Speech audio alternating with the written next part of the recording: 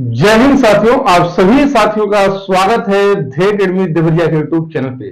दोस्तों, कैसे हैं आप सभी? मैं आशा करता हूं आप सभी स्वस्थ, तंदुरुस्त एवं पूरी लगन के साथ अपनी परीक्षा की तैयारी कर रहे होंगे।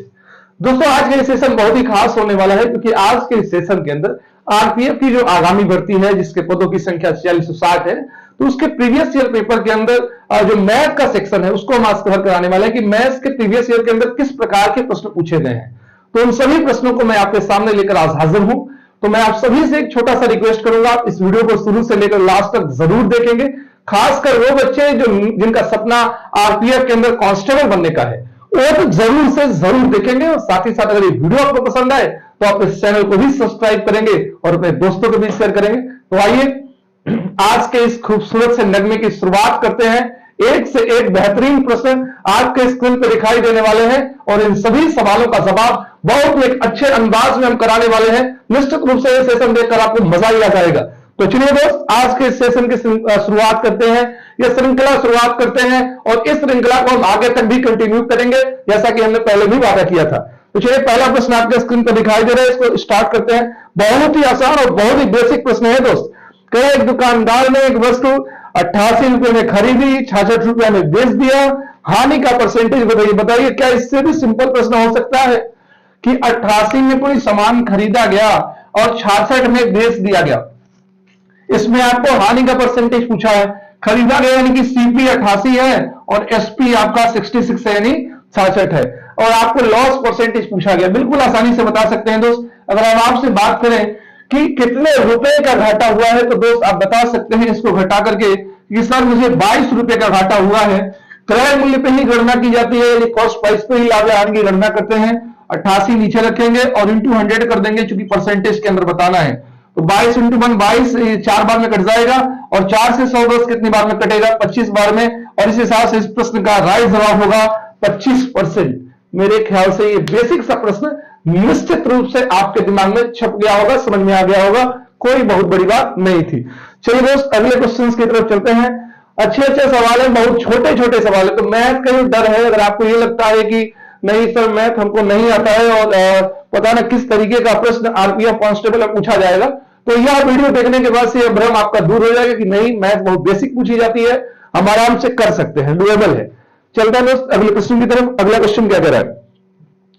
अगला क्वेश्चन है कि निको हल्केनबर्ग दौड़ का प्रथम भाग 270 किलोमीटर प्रति घंटा की गति से पूरा करता है और दूसरा भाग जो है वो 405 किलोमीटर प्रति घंटा की गति से पूरा करता है। आगे पूछा है कि प्रथम दो भागों की औसत गति की गणना करें। ठीक है, ये सवाल आपसे पूछा गया है। अब इस सवाल की बात करें तो औसत गति का देखिए, दो गति दी गई है, एक 270 है और एक 405 है। एक 270 है, फर्स्ट जो स्पीड अगर हम बात करें तो 270 है और सेकंड स्पीड जो है वो 405 दी गई है। आपसे औसत गति पूछी गई है। तो अगर कभी आप एवरेज स्पीड का फॉर्मूला पढ़े होंगे कि जब दो स्पीड दी जाती है तो एवरेज स्पीड का एक सिंपल सा फॉर्मूला होता है 2xy अपॉन में x प्लस वाई, और इस फॉर्मूले का यूज करके निश्चित रूप से वो हम एवरेज स्पीड जो है वो एक्चुअली निकाल सकते हैं। xy जो है वो क्या है? चालें हैं, जो स्पीड है, पहली चाल 270 दी गई है दोस्त, तो आप कह सकते हैं 2 इंटू 270 इंटू आप कह सकते हैं दूसरी चाल 405 दी गई है, इसको लिख देंगे यहाँ पे और डिवाइड कर देंगे। अगर 270 और 405 जोड़ेंगे तो कितना हो जाएगा दोस्त? 4 2 670, 5 75, 675। बाकी कैलकुलेशन करना आपकी जिम्मेदारी है, लेकिन इससे पहले वाले वीडियो में हमने एक बहुत ही अच्छा कॉन्सेप्ट आपको सिखाया था और उस हिसाब से अगर आप कैलकुलेशन करेंगे तो यहाँ पे कैलकुलेशन की आवश्यकता ही नहीं पड़ेगी, बिल्कुल आवश्यकता नहीं पड़ने वाली है, क्योंकि विकल्प नंबर सी में दिखाई दे रहा है 324 और हम डायरेक्टली उत्तर टिक कर सकते हैं विकल्प नंबर सी को, यानी इस प्रश्न का राइट जवाब 324 किलोमीटर प्रति घंटा होने वाला है। आप कहेंगे सर कैसे, आखिर बिना कैलकुलेशन के कैसे आप 324 जवाब दे रहे हैं? तो मैं बता रहा हूं दोस्त, अगर आप इस चीज को नहीं देखे हैं तो सबसे पहले इसके पहले वाली वीडियो यूट्यूब चैनल पे डीएस कॉन्सेप्ट के नाम से हमने जस्ट लगभग 2-3 दिन पहले उसको पढ़ाया था, तो आप उसको जरूर देख लीजिएगा। डीएस कॉन्सेप्ट अपने आप में मैजिकल कॉन्सेप्ट है, अगर आप उसको अच्छे से सीख लेते हैं तो चाहे कितना ही बड़ा सवाल है उसका कैलकुलेशन बहुत आराम से हो जाता है। मैं वही डीएस कॉन्सेप्ट यहाँ पे दोस्त लगाया हूं। कैसे? हमने कहा यार कि 2 गुणे, अब अगर डीएस की बात करें तो डीएस देखिए 2 गुणे डीएस लगा रहे हैं हम, तो 2 और 7 क्या हो जाएगा दोस्त? 9 में 0 जोड़ेंगे तो क्या हो जाएगा? 9, और फिर आगे दिया है गुणा। अब हमने एक चीज बताया था डीएस कॉन्सेप्ट के अंदर कि अगर 9 के आगे गुणा का चिन्ह आए तो रिजल्ट अब चाहे जो कुछ भी होने वाला है, फाइनली हम ये बात जानते हैं कि उसके अंकों का योग, उसका डिजिट सम ऑफ डिजिट वो क्या होगा, 9 होगा। और इस हिसाब से यहां पे देखेंगे तो 3, 2, 5 और 4 9 मिल रहा है, और ये मेरे सवाल का बिल्कुल राइट जवाब होने वाला है। तो कैलकुलेशन में नहीं किया, हमको पता है डीएस कॉन्सेप्ट का एक छोटा सा कॉन्सेप्ट है, और उसका हमको एक नियम पता है कि अगर किसी संख्या के अंकों का योग 9 है, उसके आगे गुणा का चिन्ह है, तो जो भी फाइनल रिजल्ट मिलेगा कैलकुलेशन के बाद, उसका सम ऑफ डिजिट यानी अंकों का योग 9 होने वाला है। विकल्प नंबर सी में ऐसा मिलेगा, और ये मेरे प्रश्न का राइट जवाब होगा। तो मेरे ख्याल से ये प्रश्न भी आपको समझ में आया होगा, बहुत कठिन प्रश्न नहीं है, कितना बेसिक प्रश्न पूछा गया है आरपीएफ कांस्टेबल के अंदर। तो मैथ के लेकर बहुत टेंशन में मत रहिएगा। अगर आपका सपना दोस्त आरपीएफ कांस्टेबल बनने का है, आरपीएफ की वर्दी धारण करने का है, तो आप जीएस पे ज्यादा फोकस करेंगे और मैथ्स रीजनिंग के सिंपल प्रैक्टिस करते रहिएगा, बहुत ज्यादा टेंशन लेने की आवश्यकता नहीं है दोस्त। चलते हैं अगले क्वेश्चन की तरफ। अगला क्वेश्चन भी आपके स्क्रीन पर दिखाई दे रहा है। अगला प्रश्न है, एक दुकानदार ने एक वस्तु 92 में खरीदी और 115 में बेच दिया, लाभ बताइए। बहुत आसान, अब इससे भी आसान कोई सवाल हो सकता है क्या? 92 में खरीदा और 115 में बेच दिया, आपसे पूछा है कि लाभ परसेंटेज बता दीजिए। तो 92 का सामान 115 में जाएगा दोस्त, कितने का फायदा होने वाला है? 8 और 15 23 का फायदा होने वाला है। कहां से? 92 रुपए से। 23 रुपए का प्रॉफिट हुआ 92 पर, परसेंटेज में बताना है दोस्त, क्योंकि लाभ और हानि की गणना हम लोग परसेंटेज में नॉर्मली करते हैं। और यहां से अगर काट पीट करेंगे तो 4 आ जाएगा, 4 से 100 कितने बार में? 25 बार में। तो 25% का दोस्त हमको हो जाने वाला है प्रॉफिट, और हमारे सवाल का राइट जवाब क्या होगा कि 25% का लाभ होगा। बहुत बेसिक सवाल है, कोई बहुत बड़ा सवाल नहीं है। तो 3-4 प्रश्न आपके सामने हम करा चुके हैं, बहुत बेसिक प्रश्न है। आगे चलते हैं। टोटल 35 प्रश्न आते हैं, आप सभी को यह बात पता होगी।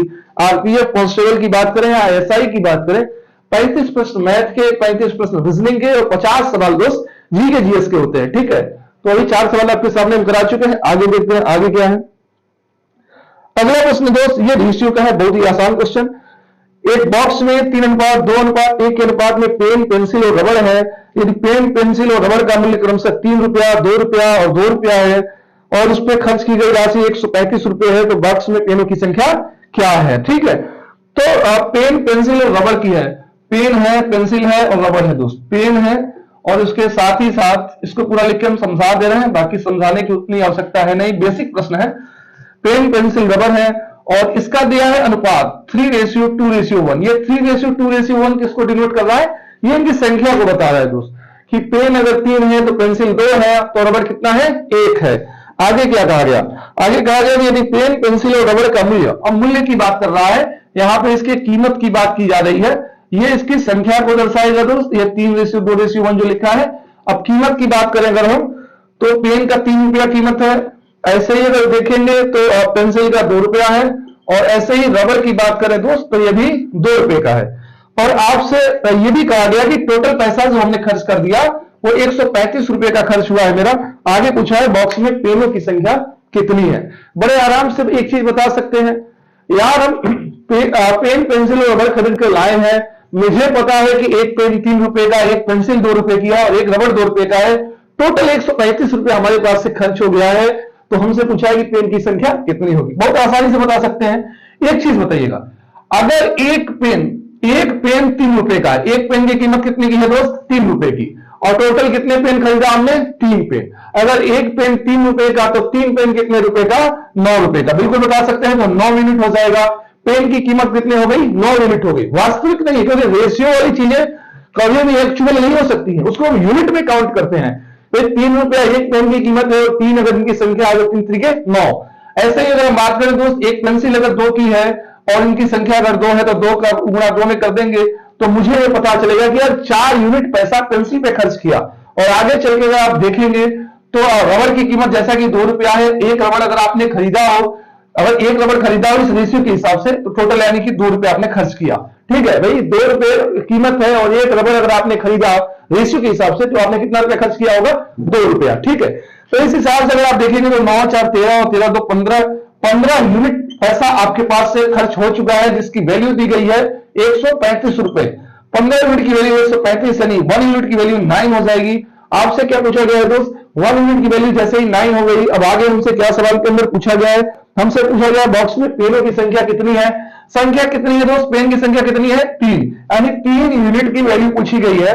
1 यूनिट की वैल्यू 9 हो गई और 3 यूनिट की वैल्यू कितनी हो जाएगी दोस्त 27। और इस हिसाब से ये प्रश्न का बिल्कुल राइट जवाब होने वाला है। ठीक है, अब एक चीज हम बता दे रहे हैं, अगर यह सवाल मान लीजिए हमको हल ना करने की आवश्यकता हो, आपके मन के अंदर प्रश्न होगा कि सर क्या कोई ऐसा भी तरीका है क्या कि हम बिना पेपर बिना क्वेश्चंस को हल किए ही और डायरेक्टली उत्तर टिक कर दें? जी बिल्कुल है। रेशियो के अंदर यही तो सबसे खास बात है कि रेशियो का चैप्टर हो या पूरे मैथ्स के अंदर मैं आपसे बात कर रहा हूं, दावा कर रहा हूं इस बात का कि मैथ्स का कॉम्पिटेटिव एग्जाम का कोई सा भी आप किसी भी कॉम्पिटेटिव एग्जाम के अंदर देने जाए और मैथ्स का अगर सेक्शन आए तो 80 से 90% प्रश्न बाई ऑप्शन या किसी यूनिट ट्रिक से बिना पेन और पेपर लगाए हो सकते हैं, लेकिन जरूरत है कि वो तरीका पता हो कि नहीं। अब देखिए मुझे अगर करना होगा इस पेपर के प्रश्न के अंदर रेशियो मेरे सामने दिखा, मुझे 1 सेकंड का टाइम नहीं लगेगा और उत्तर टिक हो जाएगा। वजह क्या है, पेन की संख्या मुझे पूछी गई है तो हमने यार देखा कि पेन की संख्या कितनी है दोस्त 3 है। ठीक है, और पेन की संख्या पूछी गई थी, क्या पूछा गया था हमसे, हाँ जी, बॉक्स में पेनों की संख्या कितनी है।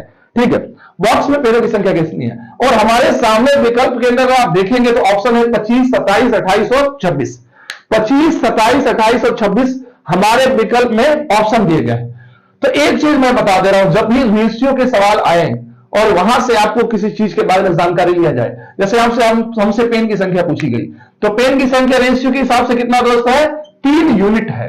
और इस 3 यूनिट को हम एक तरीके से लिख सकते हैं, जैसे यहां पे इसके साथ क्या आगे चिपका हुआ है रेशियो, और रेशियो को अगर हटाए तो इसके साथ एक वेरिएबल लिख सकते हैं 3x, यानी हम कह सकते हैं पेन की संख्या कितनी है 3x। और 3x का मतलब समझते हैं, 3x का सिंपल सा इतना मतलब है कि 3 और x के बीच में आपस में किस चिन्ह का गुणा है, गुणा का चिन्ह है, तो 3 इंटू एक्स। और यहां पे हम एक विभाज्यता का नियम लगाते हैं, डिविजिबिलिटी रूल, कि मुझे पता है कि यार पेन की संख्या अब जो भी होने वाली है वो 3 के गुणज में होने वाली है, 3 के गुणा के रूप में होने वाली है। हमारे विकल्प में जो दिया है 25, 27, 28 और 26, उसमें 3 के गुणज में कौन है 27 है, और इसलिए इस सवाल का प्रश्न का राइट जवाब क्या हो जाएगा 27। तो बिल्कुल भी हल करने की आवश्यकता नहीं हुई। हमने देखा है पेन की संख्या कितनी है 3, आगे क्या है रेशियो, तो इसके साथ क्या लगा है x, 3x जो भी संख्या होगी 3x होगी। 3x का मतलब हमने कहा यार 3x का मतलब होता है 3 इंटू एक्स। अब यानी कि रिजल्ट में जो भी होगा वो पक्का होगा कि 3 के गुणज में आएगा, पक्का है, क्लियर है इस बात को। अब 3 के गुणज में तो एक ही विकल्प है 27, बस ये सवाल का राइट उत्तर हो गया। तो ये खूबसूरत तरीका है सवाल को हल करने का, बाकी बेसिक तरीका हमने डिस्कस कर दिया आपके सामने। तो चलिए अगले प्रश्न की तरफ चलते हैं। अगला क्वेश्चन भी आपके स्क्रीन पर दिखाई दे रहा है, एक एक सवाल जो आपके स्क्रीन पे आ रहे हैं, एक बार थोड़ा सा अपने तरफ से भी कोशिश करिए, फिर बाकी तो हम ही आपके सामने खड़े। अब अगला क्वेश्चन देखिए क्या कह रहा है, 15% प्रति वर्ष वार्षिक रूप से चक्रवृद्धि ब्याज पर 2 वर्ष की अवधि के लिए 24,800 रुपये प्राप्त होने वाली राशि ज्ञात करें। अच्छा, राशि का मतलब समझते हैं, 15% के हिसाब से थोड़ा सा इस क्वेश्चन को हम लिख दे रहे हैं, रेट जो है वो 15% दिया गया है। ठीक है, टाइम की बात करें अगर दोस्त तो 2 वर्ष का दिया गया है, और आपका प्रिंसिपल जो है यानी कि जो मूलधन है पी की वैल्यू है 24,800, और हमसे पूछा है कि प्राप्त होने वाली राशि क्या करें। तो प्राप्त होने वाली राशि का मतलब आप समझते हैं, प्राप्त होने वाली राशि का मतलब सिर्फ दोस्त इतना सा है कि वो अमाउंट क्या है, वो मिश्रधन क्या है, ठीक है ना। प्राप्त होने वाली राशि का मतलब बस इतना ही है, बाकी कुछ नहीं है। तो वो मिश्रधन, वो अमाउंट कितना होने वाला है, अभी हम इस चीज को, अभी 1 सेकंड का खेल है, बिल्कुल आसानी से हम इस सवाल का जवाब दे सकते हैं।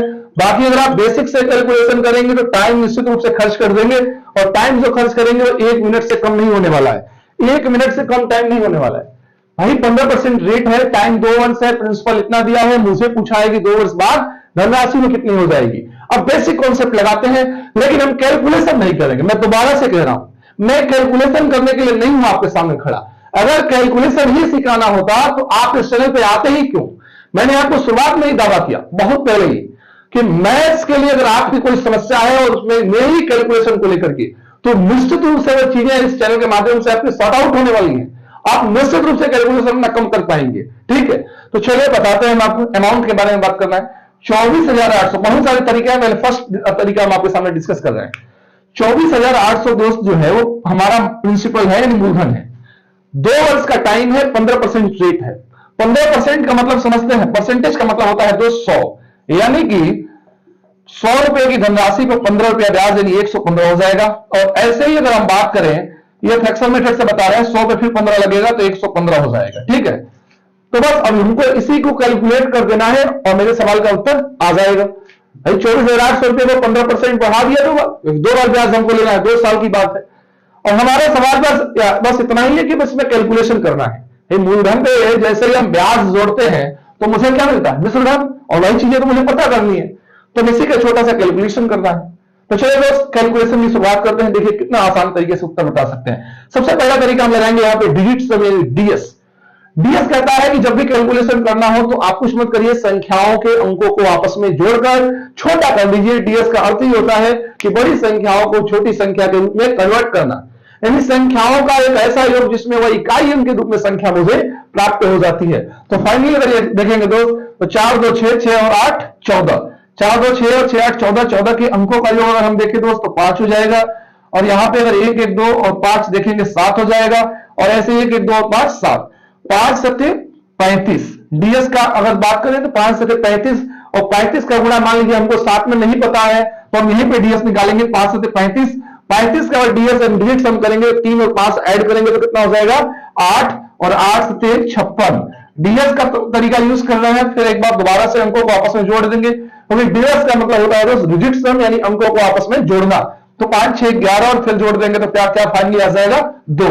तो मुझे देखना है कि किस विकल्प के अंदर अंकों का योग 2 दिखाई दे रहा है। तो चलो देखते हैं 3 4 7 7 7 14 14 24 3 23 और 23 और 8 कितने होते हैं दोस्त 31, और 31 के अंकों का योग कितना होता है दोस्त 4। ये गलत हो गया। आगे देखिए 3 1 4 4 7 11 11 9 20 20 8 28, और 28 के अगर अंकों को योग की बात करें तो 2 8 10 होता है, और 10 में देखेंगे तो 1 होगा, ये भी गलत। हमको जरूरत है 2 की। 3 2 5 5 7 12 12 9 21 21 और 8 21 8 कितना होता है दोस्त 29, और 29 का अगर सम आप डिवाइड करेंगे तो 2 9 11, एक बार और जोड़ देंगे तो 2 हो जाएगा। और ये मेरे प्रश्न का दोस्त बिल्कुल राइट जवाब होने वाला है, विकल्प नंबर सी। बाकी अगर आप देखेंगे 3 3 6 6 7 13 13 9 22 और 22 8 30, और यहां पे हो जाएगा 3, तो ये गलत हो जाएगा। इस हिसाब से विकल्प नंबर सी आपका प्रश्न का राइट जवाब होने वाला है। 3 विकल्प कैसे छट गए, मैंने बिल्कुल भी कैलकुलेशन नहीं किया, बिल्कुल कैलकुलेशन नहीं किया। अब आपको जान के आश्चर्य होगा, बहुत सारे बच्चे इस कॉन्सेप्ट को नहीं जानते होंगे, तो मैं दोबारा से कह रहा हूं, चैनल का वीडियो पड़ा हुआ है, डीएस क्या है, डिजिट सम क्या है, अच्छे तरीके से आप उसको समझ सकते हैं। 40 मिनट की एक वीडियो है, उसको देख लीजिए, फिर आप इस वीडियो को देखेंगे, सारी की सारी चीजें एकदम क्रिस्टल क्लियर हो जाएंगी। वैसे मैं दोबारा से रिपीट कर दे रहा हूं, मुझे मेन जो था यहां से कैलकुलेशन को सॉर्ट आउट करना था, और कैलकुलेशन को कैसे सॉर्ट आउट किया, कैलकुलेशन को कैसे हमने कम किया, तो डिजिट सम का प्रयोग करके, डीएस का प्रयोग करके।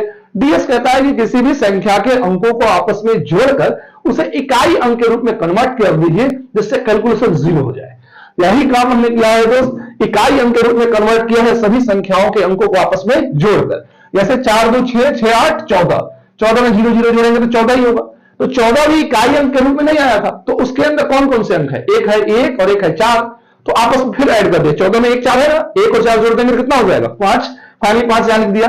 फिर यहां सभी को आपस में जोड़ा 1 1 2 5 7, तो यहां पे 1 1 2 5 7, फाइनली हमने मल्टीप्लाई किया, 5 7 35, और 35 का डिजिट सम मैंने दोबारा से निकाला, क्योंकि 35 का डिजिट सम कितना हो जाएगा 3 और 5 8, और फिर 8 का गुणा 7 में कर देंगे, 8 7 हो जाएगा दोस्त 56। अभी भी फाइनली डिजिट सम निकला नहीं है, दोबारा से एक बार ऐड करेंगे हम, तो 5 और 6 कितना हो जाएगा दोस्त 11, फिर दोबारा से ऐड कर देंगे तो कितना हो जाएगा 2, और इस हिसाब से बता सकते हैं कि इस पूरे प्रश्न का डिजिट सम क्या आया 2। तो मुझे यह देखना था कि किस विकल्प का डिजिट सम 2 होगा। विकल्प नंबर सी में हमने सभी संख्याओं को आपस में जोड़ा, फाइनली डिजिट सम क्या मिल गया 2, और ये मेरे प्रश्न का राइट जवाब हुआ। तो मेरे ख्याल से प्रश्न समझ में आए होंगे, इसमें कोई भी दो राय नहीं है। चलिए अगले क्वेश्चन की तरफ चलते हैं। तो ये सब कुछ यूनिक तरीके हैं, और यह सब यूनिक कॉन्सेप्ट अगर सीखेंगे पेपर के अंदर तो टाइम बचेगा आपका। ठीक है, अगले क्वेश्चन की तरफ चलते हैं। ये तो क्वेश्चन बहुत आसान है। 36 मीटर पर सेकंड की चल से चलने वाली एक ट्रेन एक सिग्नल को 12 सेकंड में पार करती है। ट्रेन की लंबाई मीटर के अंदर आपको बतानी है। तो चाल कितनी है दोस्त, चाल इसकी दी गई है 36 मीटर पर सेकंड। चाल दी गई है 36 मीटर प्रति सेकंड, है ना, यानी एक सेकंड में कितनी चलती है 36 मीटर चलती है, और कितना 12 सेकंड में पार करती है, यानी समय कितना दिया गया है 12 सेकंड। और किसको पार कर रही है, किसको पार कर रही है दोस्त, पार कर रही है वो सिग्नल को, तो सिग्नल की तो कोई लंबाई चौड़ाई होती नहीं है। अभी ट्रेन के सामने सिग्नल बहुत छोटा है तो उसकी लंबाई उसके साथ ऐड नहीं होगी, ठीक है। अब पुल को क्रॉस कर दी तो उसकी लंबाई उसके साथ ऐड हो जाती है, तो यहां पर ऐसा कुछ नहीं है। तो हमको ट्रेन की लंबाई निकालनी है। लंबाई का मतलब होता है दोस्त दूरी, और दूरी बराबर क्या होता है 4 गुणे समय, 36 का गुणा 12 में कर देंगे, मुझे सवाल का राइट जवाब मिल जाएगा। 12 की 36, 360 और 12 छके 72, यानी 432 मीटर लंबाई होने वाली है किसकी, ट्रेन की। बहुत सिंपल था, ठीक है।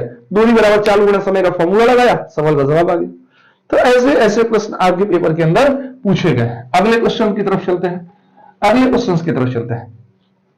अभी तक जितने भी प्रश्न बताए होंगे हमने, उसमें मुझे नहीं लगता है कि आपको कोई बहुत चीजें टफ लगी होंगी कि नहीं बहुत टफ है, इसको हम कर नहीं सकते हैं, ऐसा कुछ नहीं हो सकता है। चलिए तो अगले क्वेश्चन की तरफ चलते हैं। अब आगे देखिए क्या कह रहा है।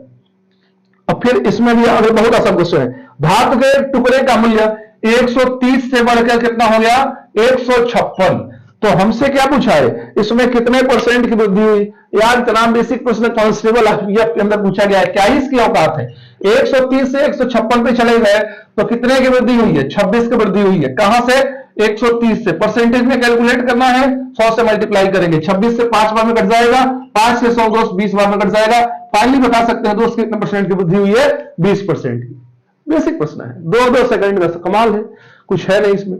तो मैथ को लेकर आप बिल्कुल निश्चिंत रहिएगा, और अगर आपको लग रहा है कि नहीं सर मैथ में फिर भी वीक है, तो आप पहले इस चैनल को सब्सक्राइब कर लीजिए, फिर मैं डेली बाय डेली कुछ ना कुछ वीडियो लेकर जरूर आपके सामने आता रहूंगा, है ना। पूरा कोशिश रहेगी कि पूरा कंप्लीट कोर्स ही आपको यहां करा दूं। आगे है कि जब किसी वस्तु को 144 में बेचा जाता है तो 10% की हानि होती है। अरे यार क्या पूछ रहे हैं, 144 में बेचकर 10% की हानि है, लागत मूल्य बताना है। कितना बेसिक प्रश्न है, यानी 90 की वैल्यू 144 दी गई है, 10% लॉस है। हमसे पूछा आज मेरी लागत मूल्य बताइए, तो लागत मूल्य से नहीं पता है, यानी क्रय मूल्य नहीं पता है, सीपी नहीं पता है, तो उसको अपने आप में क्या मान लिया हमने माना कि भाई सीपी 100 है, क्रय मूल्य 100 है, और 10% की छूट है तो 100 में अगर 10 की छूट दे दे तो सामान कितने में जाएगा 90 में। 90 की वैल्यू 144 दी गई है, लागत मूल्य पूछा गया है, 100 की वैल्यू पूछी गई है, तो बिल्कुल आराम से बता सकते हैं दोस्त 144 बटे 90 गुणे 100, ठीक है। 1070 कैंसिल आउट, 9 से 144 कितने बार में कट जाएगा 16 बार में, 16 दवा में 160, 160 इस प्रश्न का राइट जवाब होगा, यानी कि इसका क्रय मूल्य कितना होने वाला है 160। मैं आशा करता हूं बिल्कुल बेसिक प्रश्न समझ में आया होगा। तो अभी तक जितने भी प्रश्न थे ये सब के सब आरपीएफ कांस्टेबल में ही पूछे गए हैं, ठीक है। ये 18 जनवरी की शायद 3rd शिफ्ट का पूरा का पूरा पेपर है, जिसको हम आपके सामने अभी आज डिस्कस कर रहे हैं, आप इसको देख भी सकते हैं। देखिए अगले क्वेश्चन की तरफ चलते हैं। 650 मीटर लंबे पुल एक छोर पर से सिग्नल को पार करने में ट्रेन 30 सेकंड का समय लेती है, ट्रेन पुल को पार करने में 95 सेकंड लेती है, तो ट्रेन की लंबाई क्या होगी। अच्छी बात है, देखिएगा 650 मीटर लंबे पुल को एक छोर पर स्थित सिग्नल को पार करने में ट्रेन 650 मीटर लंबा पुल है, 650 मीटर लंबा क्या है पुल है, 650 मीटर लंबा पुल है, ठीक है। लंबा पुल के एक छोर पर स्थित सिग्नल को पार करने में ट्रेन, सिग्नल को पार करने में ट्रेन कितना टाइम लेती है 30 सेकंड का टाइम लेती है। तो सिग्नल अगर क्रॉस करना है उसको ध्यान से समझिएगा तो 30 सेकंड का टाइम ले रही है, सिग्नल क्रॉस कर रही है तो 30 सेकंड का टाइम लग रहा है, ठीक। अब आगे कह रहा है कि पुल को पार करने में 95 सेकंड, अगर इसको पुल को क्रॉस करना है तो टोटल टाइम कितना लग रहा है 95 सेकंड लग रहा है, ठीक है। तो हमसे पूछा है कि ट्रेन की लंबाई कितनी है, ट्रेन की लंबाई कितनी है। तो 240 280 इस तरीके से दिया गया है, 260 और ध्यान से सुनिएगा आगे 300, बिल्कुल आसानी से बता सकते। एक चीज बताइएगा 650 मीटर लंबा पुल है, कितनी लंबाई पुल की है 650 मीटर। जब ट्रेन सिग्नल को क्रॉस कर रही होगी तो ट्रेन की लंबाई सिग्नल की लंबाई के साथ तो ऐड नहीं होती होगी, क्योंकि ट्रेन जब भी किसी को क्रॉस करती है तो ट्रेन की लंबाई और जिसको क्रॉस कर रही है उसकी लंबाई आपस में ऐड हो जाती है, जुड़ जाती है। लेकिन ट्रेन जब सिग्नल को क्रॉस करेगी तो लंबाई सिग्नल की 0 है, तो ट्रेन अपनी लंबाई को पूरी कवर करेगी। लेकिन जब ट्रेन पुल को पार करेगी तब क्या होगी, अपनी लंबाई तो क्रॉस करेगी ही करेगी और साथ ही साथ पूरे पुल की लंबाई भी क्रॉस करेगी, ठीक है। तो दोनों की लंबाई ऐड हो जा रही होगी। इसी वजह से तो क्योंकि सिग्नल को पार करने में उसको 30 सेकंड लगा और पुल को पार करने में 95 सेकंड क्यों लग गया, क्योंकि ट्रेन अपनी लंबाई को भी क्रॉस कर रही है और साथ ही साथ पुल को भी क्रॉस कर रही है। तो ये आपका जो 65 सेकंड एक्स्ट्रा हो रहा है, 65 सेकंड, ये इस वजह से एक्स्ट्रा हो रहा है क्योंकि वो पुल को क्रॉस करने लग रही है। क्योंकि पुल की कुछ लंबाई है और पुल की लंबाई कितनी है, 650 मीटर। यानी हम कह सकते हैं कि यार 65 सेकंड का जो डिफरेंस आप आ रहा है ना, वो इस 650 मीटर के अंतर के कारण आ रहा है। तो 65 सेकंड की वैल्यू है 65 सेकंड के कारण 650 मीटर का डिफरेंस है। यानी 65 सेकंड में कितनी दूरी तय कर रही है, 650 मीटर दूरी तय कर रही है। कितनी दूरी तय कर रही है दोस्त, 650 मीटर दूरी तय कर रही है। अगर 65 सेकंड में 650 मीटर दूरी तय कर रही है तो 1 सेकंड में कितनी दूरी तय कर रही होगी। आप डिवाइड करके बता सकते हैं कि गुरुजी 1 सेकंड में 10 मीटर की दूरी तय कर रही है। 1 सेकंड में कितनी की दूरी तय कर रही है दोस्त, 1 सेकंड में उसकी दूरी है 10 सेकंड की। अगर 1 सेकंड में 10 मीटर दूरी तय कर रही है और हमसे पूछा है कि ट्रेन की लंबाई कितनी होगी, तो याद रखिएगा जब ट्रेन सिग्नल को क्रॉस कर रही होगी तो ट्रेन केवल अपनी ही तो लंबाई कवर करेगी, यही सिग्नल की लंबाई तो उसके सामने 0 है। यानी मुझे बस इतना पता करना है कि 30 सेकंड पार करने, 30 सेकंड के टाइम में वो कितना चल रही है, बस वही वो ट्रेन की लंबाई है।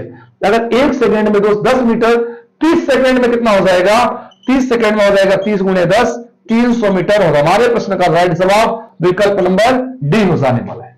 यह मैं आपको समझाया। बाकी ओनली कैलकुलेशन कर सकते हैं कि यार 30 से 95 हुआ, 65 सेकंड का जो डिफरेंस है वो 650 मीटर लंबे पुल के कारण आ रहा है।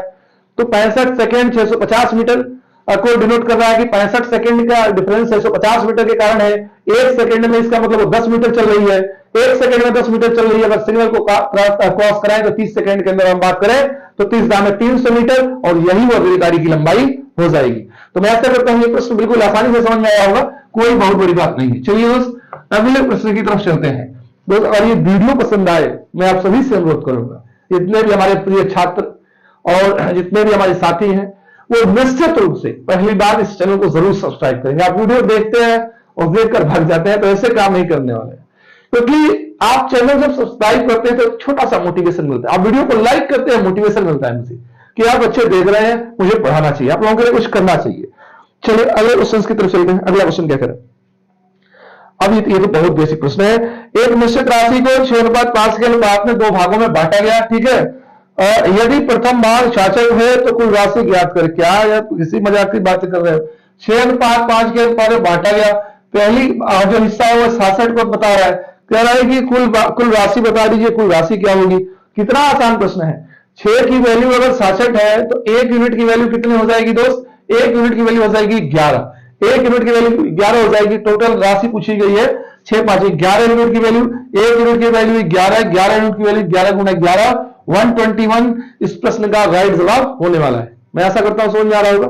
चलिए अगले क्वेश्चन की तरफ चलते हैं। ये छोटे छोटे सवाल है और नॉर्मली अब कांस्टेबल का पेपर है तो अब ये एक्सपेक्ट नहीं कर सकते हैं कि अब सीजीएल के मेंस लेवल तक का प्रश्न आपसे पूछ लिया जाएगा, ठीक है। ऐसा कतई नहीं होने वाला है, ऐसा बिल्कुल आप सोच के नहीं चलेंगे। अब अगला क्वेश्चन ये भी बहुत आसान दोस्त, x बराबर दिया है 0.57777, ये रिकरिंग डेसिमल का प्रश्न है, आवर्त दशमलव का, ठीक है। और आपसे पूछा है कि भाई इसका भिन्न में मान बता दीजिए, x का मान भिन्न में बताना है, ठीक है। x की वैल्यू दी गई है। कितना आसान प्रश्न है। कौन रिपीट हो रहा है बार बार, कौन रिपीट हो रहा है, 7 7 7 7, क्योंकि आप अगर देखेंगे तो x बराबर 0.57777 ये रिपीट होने लगा। तो यानी कि हम कह सकते हैं कि जो संख्या रिपीट हो रही है, इसे 7 7 रिपीट हो रहा है, तो जो संख्या रिपीट हो रही है इसका मतलब यह है कि x की वैल्यू x बराबर 0.577 और इसके ऊपर हम क्या लगा सकते हैं दोस्त, बार लगा सकते हैं।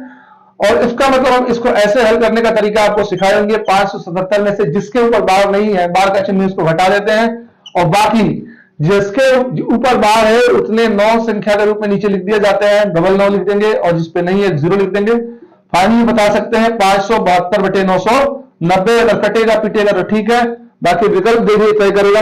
विकल्प में काटा पीटा नहीं गया है तो डायरेक्टली आप भी तरह से ही टिक कर देंगे। बहुत बेसिक प्रश्न है, कोई बहुत कठिन नहीं है। संख्याएं कौन कौन रिपीट हुई, 7 7 7 रिपीट हुआ, हमने इसके ऊपर बार का चिन्ह लगा दिया, जिसके ऊपर बार नहीं होता वो घटा दिया जाता है, फिर फाइनली डबल 9 लिख के 0 कर दिया, हो गया। आगे चलते हैं, आगे चलते हैं दोस्त अगले क्वेश्चन की तरफ। अगले प्रश्न किस प्रकार के पूछे गए हैं।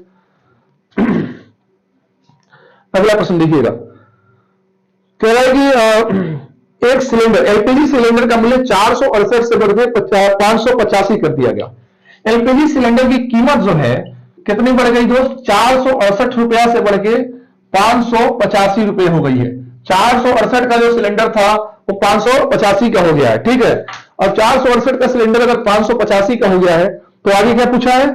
कितने परसेंट उपभोग कम कर देना चाहिए? इसका उपभोग क्या है, कितना परसेंट कम करना चाहिए ताकि ताकि एलपीजी सिलेंडर पर खर्च की गई राशि उतनी ही रहे। एलपीजी सिलेंडर पे खर्च की गई राशि उतनी ही रहे, ये दोस्त आपसे प्रश्न के अंदर पूछा गया है। अब एक चीज बता दे रहे हैं, एलपीजी सिलेंडर का अगर मूल्य अगर हम बात करें तो कितनी बढ़ गई है दोस्त? भाई जब भी किसी चीज की कीमत बढ़ती है और आप चाहते हैं नहीं उतना ही रहे, हम जो है कि क्या बोला उसके अंदर, प्रश्न के अंदर बोला कि खर्च की गई राशि उतनी ही रहे। आप अपना पैसा भी नहीं बढ़ाना चाहते हैं, ठीक है, और उपभोग भी करना चाहते हैं, तो क्या करना पड़ेगा इस दिशा में? तो 468 से अगर हम 585 की बात करें तो दोस्त कितना परसेंट की वृद्धि हुई है पहले ये बताइए। क्योंकि कीमत जब बढ़ेगा, जब किसी की चीज की कीमत बढ़ जाएगी, जैसे मान लीजिए प्याज है 200 रुपया किलो हो गया, तो निश्चित रूप से आदमी उस प्याज की उपभोग कम कर देता है। भाई कम प्याज सब्जी के अंदर आदमी प्रयोग करता है, वही प्याज अगर 10 रुपया किलो है तो ज्यादा प्रयोग किया जाता है। तो किसी भी चीज की अगर कीमत बढ़ती है तो निश्चित रूप से उसका उपभोग कम हो जाता है। यानी कीमत और उपभोग में अगर हम बात करें तो रेसिप्रोकल का संबंध है, क्रमानुपाती का संबंध है। तो यहां अगर देखेंगे दोस्त कितना परसेंट बढ़ गया? भाई जितना बढ़ेगा इससे ठीक उल्टा होगा उपभोग में। तो 468 से अगर हम 585 की बात करें तो इसके ठीक उल्टा होने वाला है उपभोग, और ये अगर हम बात करें दोस्त तो ये हो जाएगा 585 से 468, ठीक है। 585 से 468। आप सोच रहे हैं सर ये क्या लिख दिए? मैं दोबारा से बता दे रहा हूं, आप ये कॉमन सेंस की बात है। किसी चीज की कीमत अगर बढ़ती है उसका उपभोग डाउन होता है, और अगर उपभोग बढ़ रहा है इसका मतलब निश्चित रूप से कीमत कम है। यानी इन दोनों चीजों में विद्युत क्रमानुपाती का संबंध एक दूसरे के उल्टा होते हैं। अगर मान लीजिए कीमत A/B है तो उपभोग क्या होगा दोस्त? B/A होगा, है ना। बस यही काम है। तो यहां पे अगर आप देखेंगे कितना परसेंट कम करना पड़ेगा इसको, 117 से मुझे लगता है कि काट लेना चाहिए। 117 से 5 बार में कट जाएगा, ये 4 बार में कट जाएगा, तो 5 से 4 हो गया, 1 की कमी हो गई। यहां से 5 से परसेंटेज में अगर हम बात करें 100 से मल्टीप्लाई कर लेंगे, यानी फाइनली बता सकते हैं दोस्त 20%। कितना परसेंट उपभोग कम करना चाहिए? 20%। अगर आप अपना उपभोग कम कर लेंगे तो खर्च की गई राशि उतनी ही रहेगी। मैं ऐसा करता हूं ये प्रश्न भी आपको अच्छे तरीके से समझ में आया होगा। चलिए अगले क्वेश्चन की तरफ चलते हैं। अगला क्वेश्चन क्या है आपके स्क्रीन पर दिखाई दे रहा है, कोशिश करें, बहुत बेसिक सवाल है। कह रहा है कि 45 कहां गया प्रश्न, 1 सेकेंड। 45 639 को 9 से विभाजित करने पर 45 639 को 9 से विभाजित करने पर शेषफल क्या होगा? अरे भाई क्या बात कर रहे हो तुम। 45 639 याद रखिएगा, एक चीज हम दोबारा से आपको यहां बता रहे हैं, फिर यहां पे हम डीएस का ही प्रयोग करेंगे। डीएस का प्रयोग करेंगे, कैसे करेंगे? क्योंकि अब यहां आप देखिएगा 9 से विभाजित का प्रयोग हम नहीं करने वाले हैं, उसका भी प्रयोग कर सकते हैं, डिजिट सब लगा सकते हैं। 4 5 9 9 6 15 15 18 18 9 27 27 के अंकों का योग क्या हुआ? 9। अब अगर किसी संख्या के अंकों का योग 9 है तो आप बताइए वो संख्या 9 से कट जाएगी कि नहीं कट जाएगी? अरे बिल्कुल कटेगी। किसी भी संख्या के अंकों का योग अगर 9 है तो वह संख्या 9 से कटेगी कि नहीं कटेगी? बिल्कुल कटेगी, क्योंकि ये तो उस संख्या के विभाज्यता का नियम भी है। 9 का डिविजिबिलिटी रूल जब आप पढ़ते हैं तो उसमें यह बताया जाता है कि सम ऑफ डिजिट अगर 9 है या 9 से कटने वाला है तो पूरी संख्या किससे कट जाती है? 9 से। तो इसका सम ऑफ डिजिट यानी डिजिट सम कितना आया? 9। यानी यह संख्या पक्का है कि 9 से कटने वाली है। और जब संख्या 9 से कटने वाली है, जो संख्या अगर किसी से कट जाती है तो उसका शेषफल क्या होता है? जब कोई संख्या किसी संख्या से कट जाए तो उसका शेषफल 0 होता है। ठीक है, इस प्रश्न का राइट जवाब होने वाला है 0। ठीक, अगले क्वेश्चन की तरफ चलते हैं।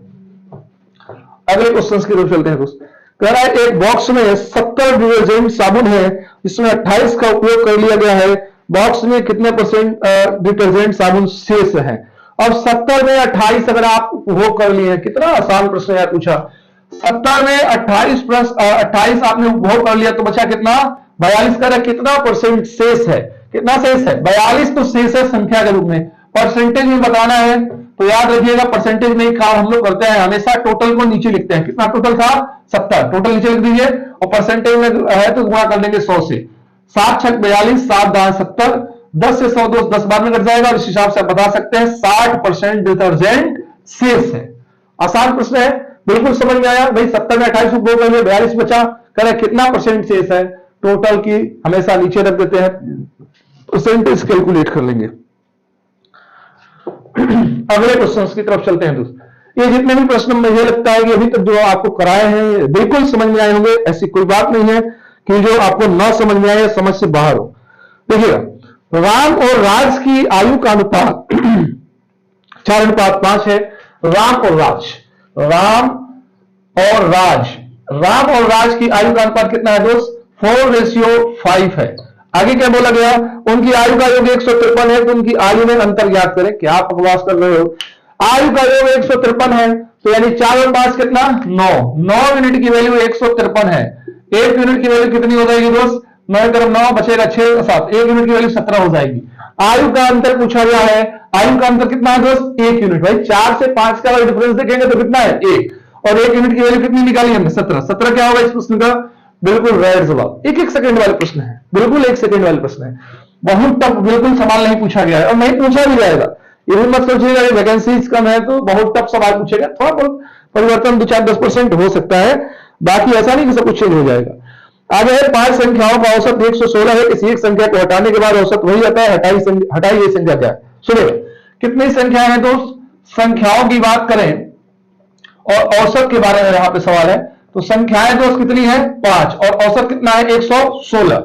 अब अगर एक संख्या को हटा दे, अगर एक संख्या हट जाएगी तो संख्या क्या हो जाएगी? 4, और कह रहा है औसत वही रहता है। औसत वही मैंने 116 ही रहता है, तो कह रहा है हटाई गई संख्या कितनी है? बहुत आसान सवाल है। हटाई गई संख्या, चूंकि 5 संख्याएं, औसत 116 है, तो इन सभी का योग कितना हो जाएगा? 116 बचे 580, और अगर 116 का गुणा 4 में कर दे तो कितना हो जाएगा दोस्त? 464। अब इसको घटा दीजिए, आपको पता चल जाएगा 116 जो घटाई गई संख्या वो कितनी है? 116 है। बिल्कुल बेसिक सवाल है। 5 संख्याएं, औसत 16 है, 116 है, तो इसका टोटल सम कितना हुआ? भाई 580। पांचों संख्याओं का योग 580 हो गया। यहाँ पे 4 संख्या होगा, 464 हो गया। 5 में से 4 हटा दिया, मुझे पता चल गया हटाई गई संख्या कितनी होने वाली है। ठीक है, चलिए अगले क्वेश्चन की तरफ चलते हैं। अगला क्वेश्चन क्या कह रहा है? अगला क्वेश्चन क्या कह रहा है? क्योंकि सवाल बहुत बेसिक है दोस्त, बहुत टाइम हमको देने की आवश्यकता नहीं है कि हर एक क्वेश्चन में बहुत ज्यादा टाइम दें। अगला प्रश्न देखिएगा, वह महत्तम संख्या ज्ञात करिए जो 126 और 189 को विभाजित कर सकती है। अरे भाई 126 और 189 को विभाजित करने वाली महत्तम संख्या पूछी गई है। महत्तम संख्या का मतलब समझते हैं? महत्तम संख्या का मतलब होता है दोस्त मसा। क्या होता है? मसा, यानी कि एचसीएफ। अब मसा यानी कि एचसीएफ निकालने का एक तरीका हम बताते हैं। अब तरीका क्या बताना, इसमें तो डायरेक्टली आप उत्तर दे देंगे।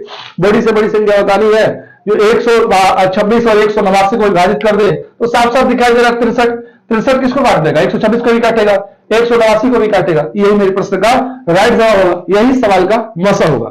तो मैं आशा करता हूं आज के सेशन के अंदर जितना भी प्रश्न भी करा पाए, क्योंकि सेशन बहुत लंबा हो जाएगा, जितने भी प्रश्न हमने आपको कराया है, जितने भी प्रश्न थे बिल्कुल बेसिक और बहुत ही आसान लगे होंगे। अब इसमें भी अगर आपको टफ लग रहा है कि नहीं सर बहुत टफ पेपर है, तो यार क्या ही करा सकता है। मेहनत का सबसे बेसिक हमको लग रहा है कि सबसे बेसिक लेवल का एग्जाम है, और बेसिक लेवल के अंदर बेसिक प्रश्न ही पूछे गए हैं, बहुत टफ नहीं पूछा गया। तो जो बच्चे आरपीएफ कांस्टेबल की तैयारी कर रहे हैं, रेलवे प्रोटेक्शन फोर्स के अंदर जो कांस्टेबल की भर्ती आई है, मार्च अप्रैल महीने से इसका ऑनलाइन आवेदन होगा। आप दोस्त सिर्फ और सिर्फ जीएस पे ज्यादा से ज्यादा फोकस करिए और मैथ और रीजनिंग का प्रतिदिन प्रैक्टिस करिए। अगर बेसिक आपका क्लियर है, कुछ हल्का फुल्का बेसिक पता है, तो मैथ रीजनिंग का प्रैक्टिस करते रहिए। जीके को बहुत अच्छे से तैयार कर लीजिए, आप निश्चित रूप से सिलेक्ट हो जाएंगे। बाकी अगर आपको अपने तैयारी के अंदर कुछ कमजोरी महसूस हो रही है, आपको लग रहा है कि सर मुझे मेरा ये सेक्शन कमजोर है, ये चैप्टर कमजोर है, चाहे वो किसी भी सेक्शन की बात हो, मैथ रीजनिंग जीके में, आप हमको कमेंट सेक्शन में कमेंट करिए, मैं आपका रिप्लाई करूंगा और साथ ही साथ उस पर एक वीडियो भी बनाऊंगा। चलिए दोस्त, तो फिर मिलते हैं आपसे अगली वीडियो के अंदर इसी उत्साह और उमंग के साथ, नए नए प्रश्नों के साथ, और यह श्रृंखला निश्चित रूप से अनुरोध जारी रहेगी। और आप सभी का सपोर्ट मिला तो ठीक है, और सपोर्ट बस इतना ही करना है कि इस चैनल को आप सब्सक्राइब करते रहिए, दोस्तों को भी शेयर करते रहिए। ठीक है, बस इतना ही आपसे अपेक्षा है। बाकी अगले वीडियो में आपसे मिलेंगे, तब तक के लिए यहीं से विदा लेते हैं। जय हिंद, जय भारत।